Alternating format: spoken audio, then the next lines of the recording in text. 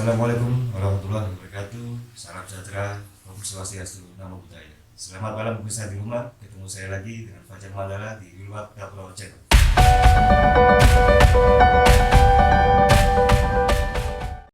Pemirsa di rumah, sebenarnya dari cerita tersebut yang disampaikan oleh Abah, dari kesaksiannya Abah, hampir saja jadi sebuah buku yang pernah ditulis oleh santri Abah sendiri di salah satu universitas terkemuka di Surabaya untuk disampaikan kepada publik, tapi dengan pertimbangan lain akhirnya kita pada kesempatan ini menyampaikannya lewat YouTube.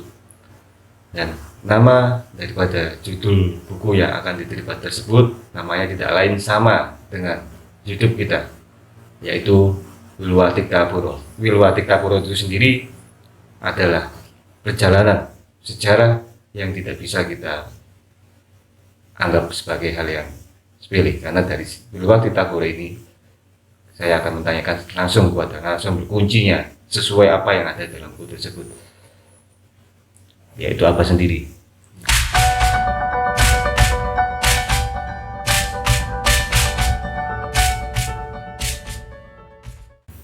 Apa kemarin waktu saya bincang sama putranya Abah, Mas Rizal, sempat menceritakan pada kami mengenai sosok leluhur dalam perjalanan spiritualnya yang mengajak Mas Rizal sampai ke suatu tempat, di antaranya ada di Banyuwangi, di Kediri, itu ya Pak ya, di tempat-tempat yang lain.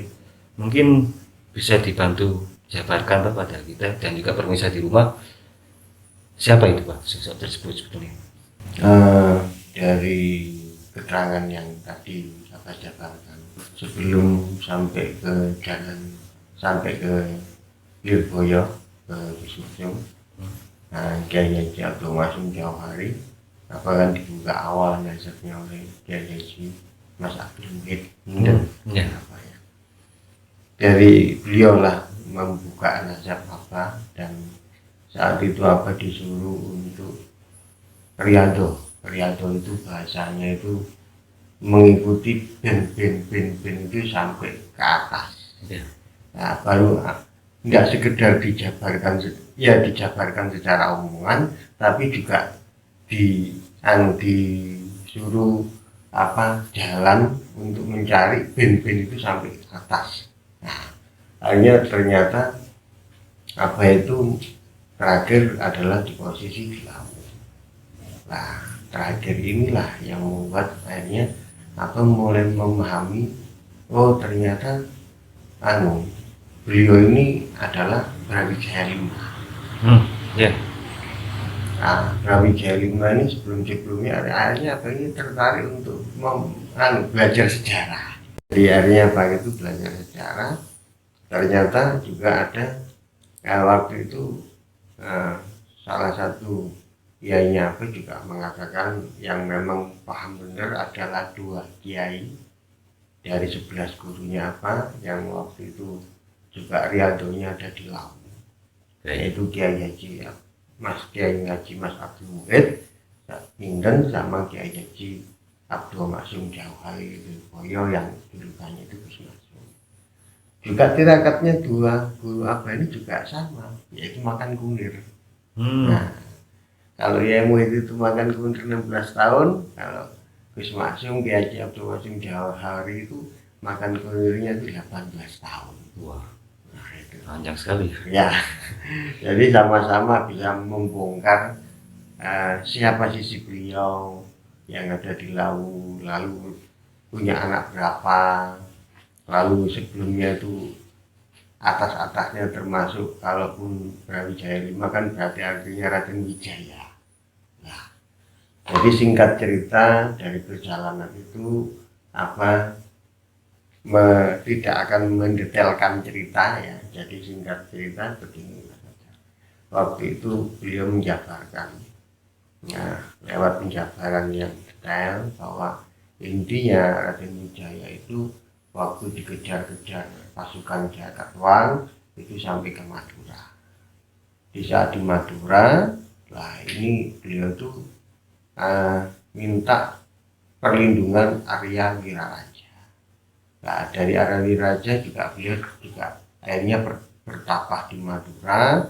Dalam wisiknya itu artinya dapat petunjuk ya, kalau bahasa orang kita akidah Islam itu namanya Allah. Yeah. Nah, kalau dulu itu kan beliau itu Hindu ya, artinya itu yang widi. Yes. Jadi dapat petunjuk itu juga karena beliau meminta nama, akhirnya dapat petunjuk itu namanya kalau sudah akan membuka daerah atau babat alas lah biasanya, itu diberi nama Wilwatik Tahura. Itu asal mulanya. Asal mula. Baik. Nah, lalu beliau saat itu setelah dapat WC itu juga minta nantinya kalaupun bisa membangun suatu daerah itu nanti pemimpinnya itu kalau bisa sampai 7 turunan. Nah, setelah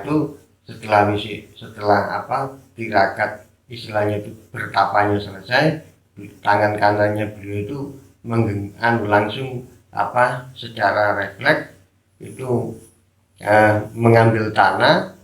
Nah, tanah dari tangan sebelah kanan ini agak aneh karena kalau di Madura itu rata-rata asin dan kering, yang diambil ini tanahnya ini basah dan tawar. Gitu ya. Nah, ini yang dibuat petunjuk sampai akhirnya beliau itu mencari tanah yang sama. Nah, dari tanah yang sama ternyata jatuhnya itu waktu itu dikawal oleh Arya Wiraraja untuk mencari tanah yang sama, akhirnya jatuhnya ditarik. Ya.